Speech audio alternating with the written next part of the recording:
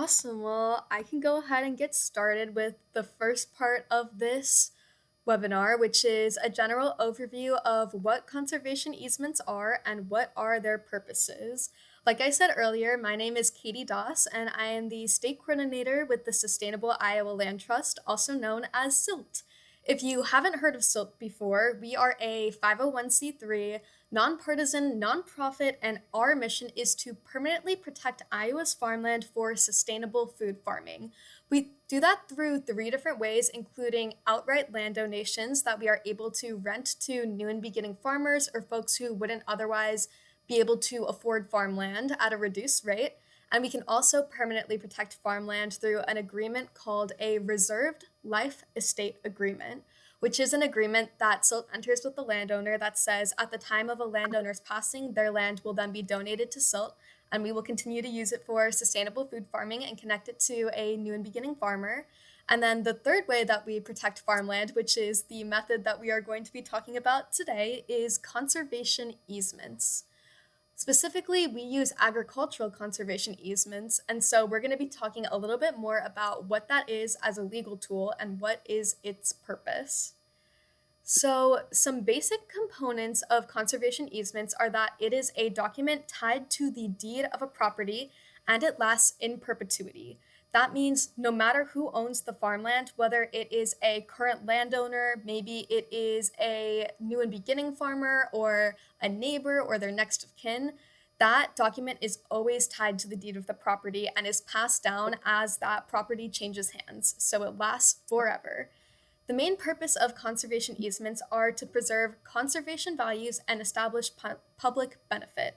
They must comply with Section 170H of the Internal Revenue Code and the corresponding Treasury regulations to qualify for federal income tax deductions. And I believe Kristana is going to talk a little bit more about these qualifications later on. At SILT, our conservation Orange bag. At SILT, our conservation easements are granted exclusively for agricultural conservation purposes.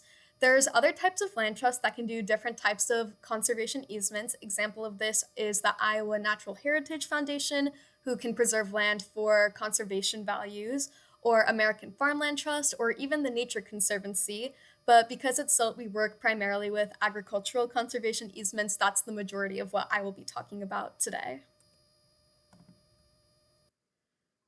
Conservation easements give the holder, which in our case is SILT, authority over how reserved rights, uses, and activities are exercised on the property to ensure consistency with conservation values. These easements restrict the land use and prohibit certain uses and activities such as surface mining or commercial development. So when we say that land protected with an easement can never be developed, this is what we mean. You couldn't build a data center or an apartment complex on it because it restricts the use of the land. However, the landowner still retains the ownership of the property, so they retain all of the rights and also liabilities associated with owning a property. They're still responsible for their own insurance, and when they protect their land with an easement, it does not become open to the public. It is still within their private ownership. The way that SILT easements are set up is we generally have different designations for different areas of the land. The farmstead area is intended for all uses related to farm family dwelling, farm worker dwelling, farm buildings, and related agricultural or commercial enterprises. The agricultural area is intended for agricultural use, including fields, pastures, orchards, and agricultural infrastructure. And the natural area is intended to remain in a natural state, and development of any kind, including agriculture, is prohibited. Oftentimes, when landowners work with SILT, they will include the farmstead area and the agricultural area only, because this allows the landowners and farmers more flexibility in the future. Say a farmer wanted to establish silvopasture or a similar type of operation, maybe do some rotational grazing, they wouldn't be able to do that in the natural area. So oftentimes, unless there's a feature on land like a wetland or a prairie that the landowner really wants to protect, the SILT easements usually include the farmstead and the agricultural area only to include the most flexibility. I'm also going to cover a little bit of information about the federal and state laws that dictate the ways that conservation easements can be set up. At the federal level, easements must serve one of the following core purposes required for a charitable deduction of a qualified conservation contribution to be qualified for those tax incentives.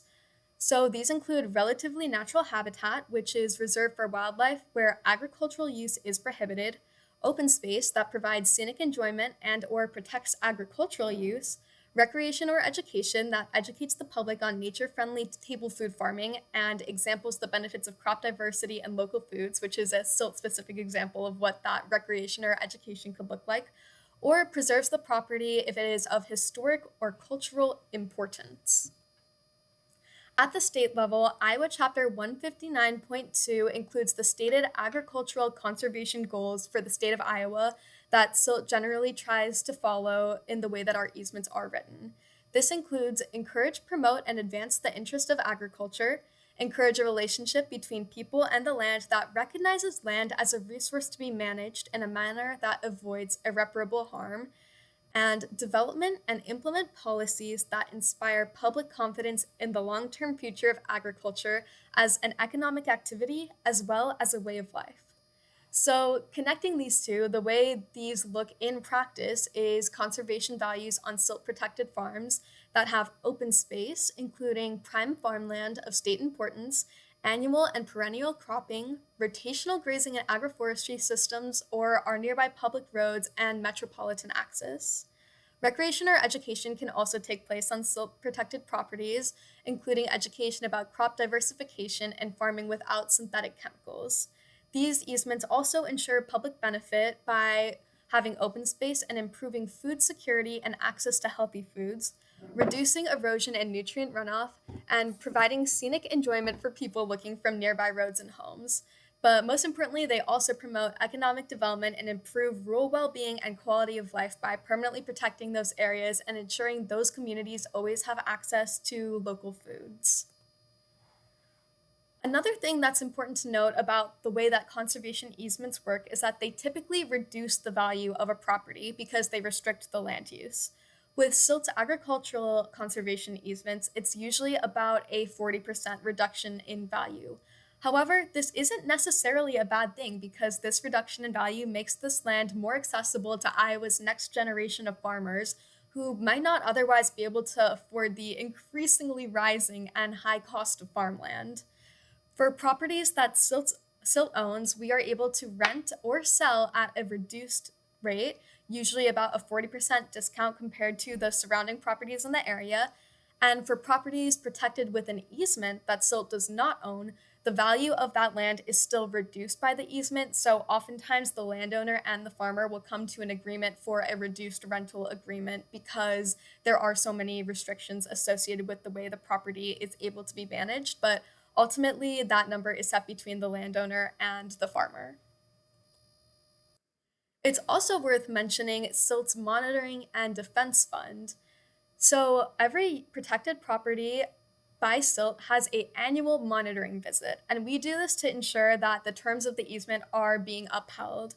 And we put together a monitoring and defense fund for each protected property to ensure that when we say this land is protected in perpetuity, we truly do have the funds and the ability to protect it in perpetuity.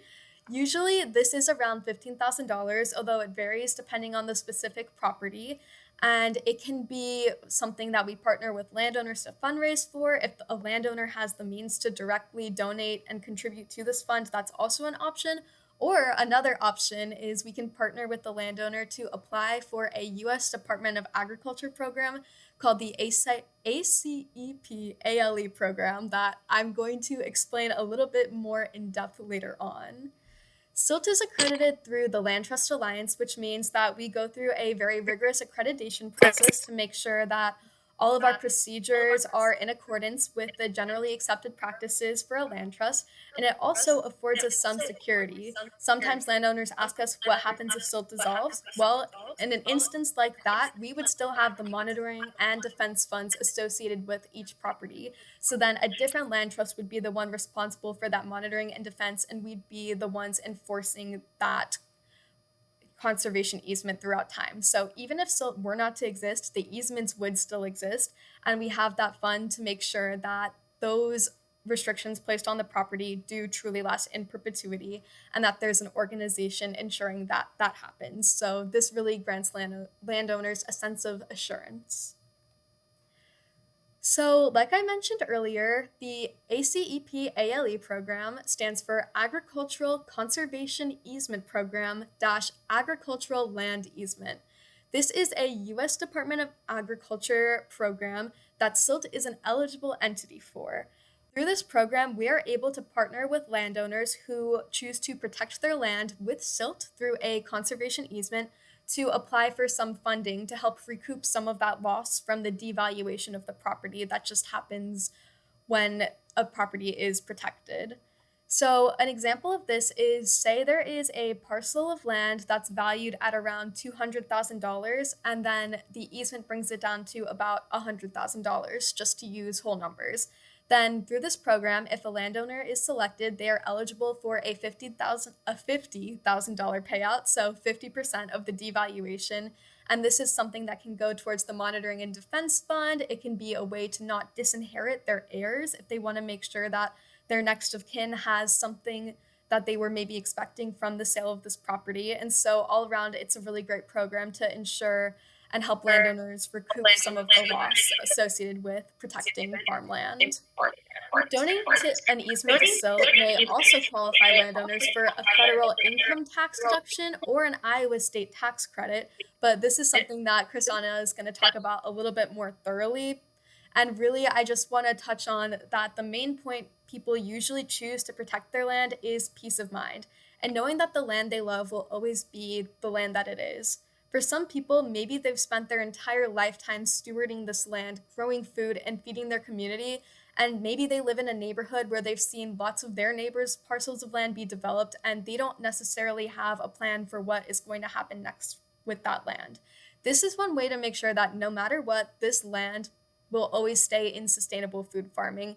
And so they have the ability to leave their legacy on that land and ensure that no matter what happens, as cities continue to grow and expand, this land is always protected and will be used sustainably as well as growing food for their community.